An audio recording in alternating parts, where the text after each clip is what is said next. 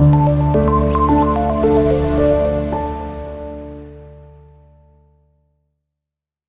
वालेकुम dear students, 9th class computer का हमारा आज का जो टॉपिक है that is flow chart.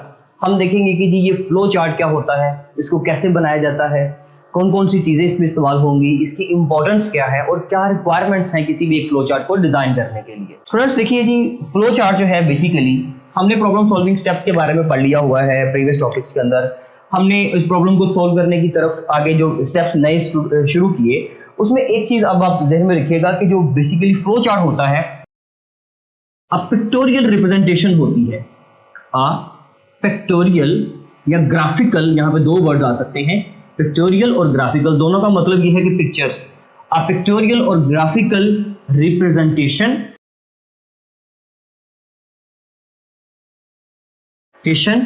To solve a problem.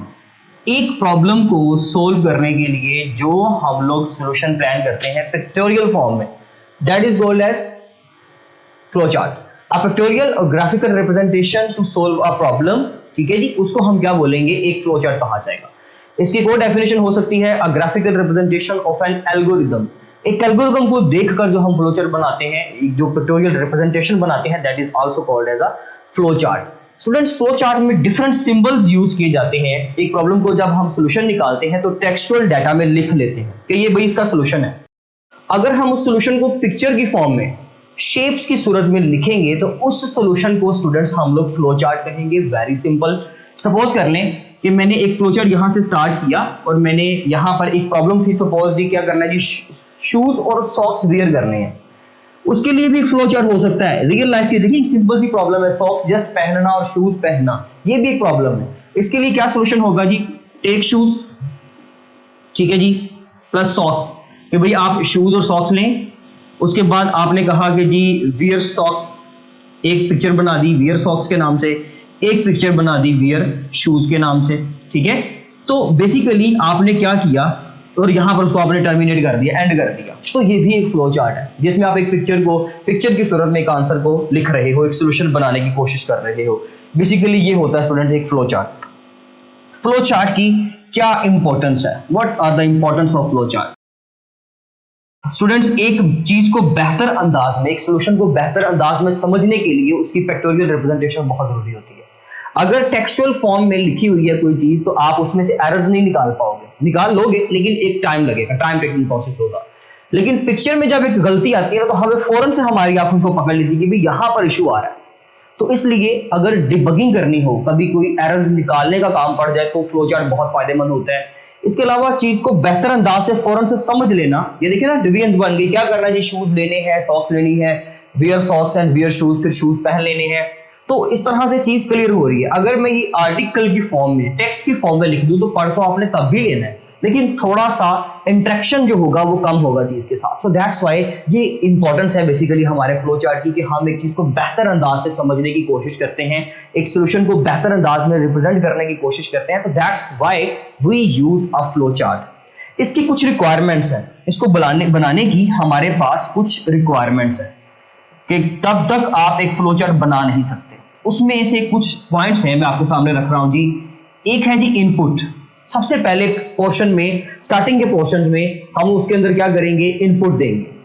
क्या इनपुट देंगे जी, जो डाटा हम उस फ्लो चार्ट के अंदर एंटर कर रहे हैं, या एक सॉल्यूशन के अंदर जितनी भी चीजें एंटर होनी है, डाटा जो जाएगा हमारे एंड से, उसको हम लोग इनपुट बोलते हैं। तो फ्लो चार्ट के अंदर भी कुछ पोर्शन जो होगा, और मोस्टली स्टूडेंट्स याद रखिएगा कि ये जो स्टार्टिंग का पोर्शन है, यहां तक, ये आप कह सकते हैं कि मोस्टली इसमें इनपुट ही की जाती है। तो जो वैल्यू हम लोग एंटर करेंगे that will be called as input.